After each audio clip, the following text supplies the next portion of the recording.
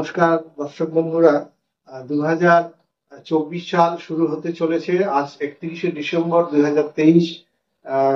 একটি বছর শেষ, একটি নতুন বছর শুরু হচ্ছে। আমরা এই সময় শিলিগুড়ি হাকিম পাড়ায় এখানে আমরা উপস্থিত হয়েছি। শ্রীমতী পৃথা সেন, তিনি একজন স্কুল শিক্ষিকা, রবীন্দ্রনগর গার্লস হাই স্কুলের একজন বাচিক শিল্পী। কলাঙ্গন নামে একটি সংস্থা রয়েছে, তিনি তার প্রধান কর্ণধার। তার সঙ্গে তিনি বিভিন্ন রকম সমাজ সেবামূলক কাজ করেন এবং এক কথায় অসাধারণ উনি সামাজিক ইতিবাচক কাজ করছেন, মানবিক কাজ করছেন। আমরা অনেক গুণী মানুষকে শ্রদ্ধা নিবেদন করছি। আজকে এই বছরের শেষ দিনে ওনার কাছে উপস্থিত হয়েছি।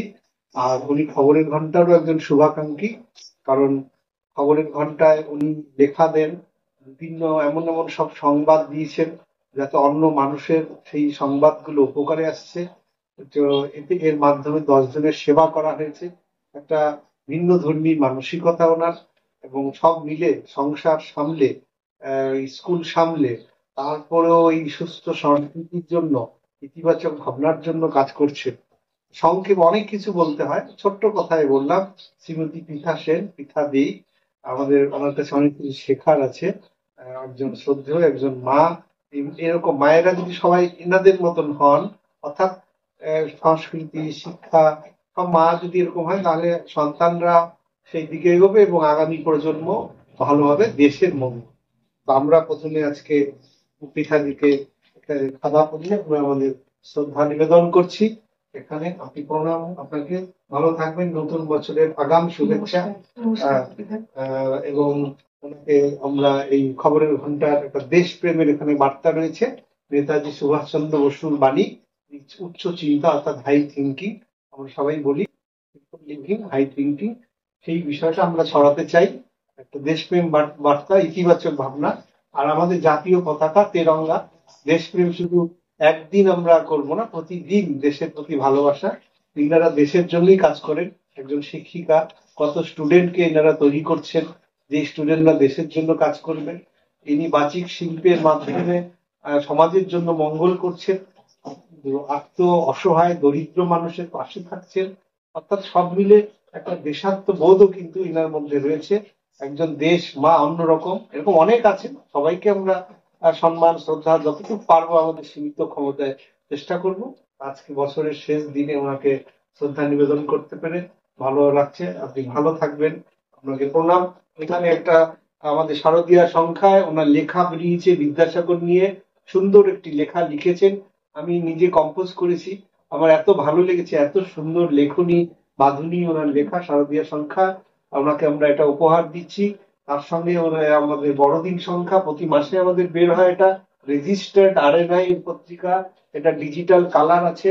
আর এই দীপাবলি সংখ্যা দিলাম। উনি ভালো লিখতেও পারেন, যে লেখিকা, মানে শিক্ষা সংস্কৃতির সঙ্গে আছেন।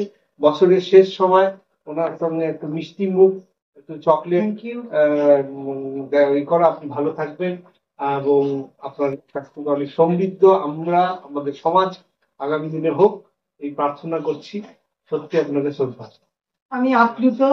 আর নতুন বছরে আমি প্রারম্ভে একেবারে দাঁড়িয়ে আছি। আমরা সেই জায়গা থেকে আর নতুন বছর আপনার খুব সুন্দর কাটুক, অনেক অনেক ভালো কাজ করুন, খবরের ঘন্টাকে আরো এগিয়ে নিয়ে যান উত্তরণের পথে, সেটাই চাইবো। বিগত বছরের প্রতি খুব ঋণী থাকলাম, কারণ বহু মানুষের সাথে এই বছরটা 2023-এ আলাপ হলো, তাদের মধ্যে আপনি অন্যতম।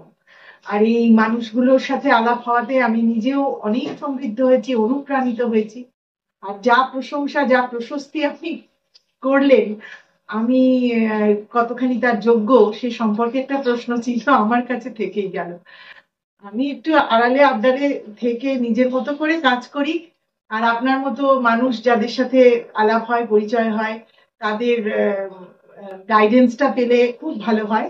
খবরের ঘন্টা একটা সংবাদ মাধ্যমের একটা অংশ হয়ে যেভাবে কাজ করছে, পজিটিভ খবরগুলো এভাবে বিতরণ করছে, যে মানুষগুলো কাজ করতে চাইছে, সেই মানুষগুলো বহু এই ধরনের মানুষ রয়েছেন যারা সমাজের হয়ে কাজ করতে চান।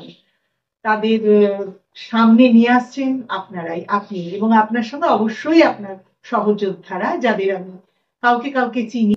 সোমা আছে, তারপর নন্দিতা দি আছেন, অর্পিতা আছে, তারপর পাঞ্চালী। এদের প্রত্যেকের জন্য আমার নতুন বছরের অনেক শুভকামনা রইল। খবরের ঘন্টা এভাবেই মানুষের পাশে থাকুক, এবং আগামীতে যদি আমিও খবরের ঘন্টার কোনো কাজে আসতে পারি, আমি নিজেকে ধন্য মনে করি। আপনি ভালো থাকুন, সুস্থ থাকুন। আপনিও ভালো থাকুন। আর দুই একটি কথা না বললেই নয়। ওনার সঙ্গে বেশি দিন পরিচয় হয়নি। বাচ্চা শিশুর ব্রেন টিউমার হয়েছিল, তো সেখানে কিন্তু উনি ঝাঁপিয়ে পড়েছিলেন। সেই শিশুর পরিবার আর্থিক দিক থেকে অনগ্রসর। তখন সেখান থেকে আমরা খবর পাই যে উনি মানবিক গুণ নিয়ে এগিয়ে যান, এবং তারপর ওনার মাধ্যমে আমরা খবর পাই সূত্রধর পরিবার শিলিগুড়ি রবীন্দ্রনগরের গোটা পরিবারটা পঙ্গু, মর্মান্তিক, অসহায় অবস্থা। এখনো সেই পরিবার ভয়ঙ্কর পরিস্থিতির মধ্যে আছে। উনি হাল ছেড়ে দেননি, তাদের পাশে সবসময় আছেন। অনেক মানুষ, আমরা খবর করার পর উনি আমাদের প্রথম সেটা নজরে আনেন, খবর করি, অনেক মানুষ এগিয়ে আসেন। কিন্তু তারপরে অনেকে আস্তে আস্তে যা হয় সরে গেছেন অনেকেই, কিন্তু উনি এখনো ওই পরিবারের পাশে আছেন। সূত্রধর পরিবার, তাপসী সূত্রধর যে MA পাস করেছে, ইতিহাসে অনার্স, সবাই জানেন, খবরের ঘন্টা দেখেছেন। তারপরে একটি আশ্রম পাড়ার একটি বাচ্চা শিশু কন্যা, সে হঠাৎ হ্যান্ডিক্যাপ্ট হয়ে যায়, তার পাশে কিভাবে দাঁড়ানো যায় সেটাও উনি খবরের ঘন্টার নজরে আনেন। এরকম আরেকজন বয়স্ক একজন মহিলা, বৃদ্ধ মানুষ, তিনি আবার মানে মানে তা মানে ওনার কাছে, উনি তো একজন মানবিক, সবাই কেউ কিছু এসে সাহায্য চাইলেই দিয়ে দেয়। উনিও একজন বৃদ্ধাকে ওরকম সহযোগিতা করেছিলেন। পরে জানা যায় যে বৃদ্ধা মিথ্যা কথা বলছেন, সেই খবরও উনি খবরের ঘন্টার নজরে আনেন। এরকম বিভিন্ন ভালো ভালো সংবাদ উনি আমাদের নজরে আনেন, লেখা দিচ্ছেন, উৎসাহিত করছেন, এবং সত্যি আমরা কৃতজ্ঞ।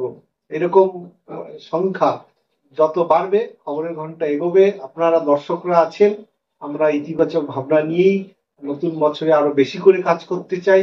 নেতিবাচক ভাবনার খবর আমাদের কাছে প্রস্তাব আসছে, যে অনেকেই বলছে নেতিবাচক খবর করুন, আমরা সেগুলো তাও দিতে রাজি নই। আমরা চাই সমাজের মঙ্গল, সবাই ভালো থাকুন। ধন্যবাদ সকলকে। নতুন বছর 2024-এর শুভেচ্ছা। সবাই ভালো থাকুন, সুস্থ থাকুন।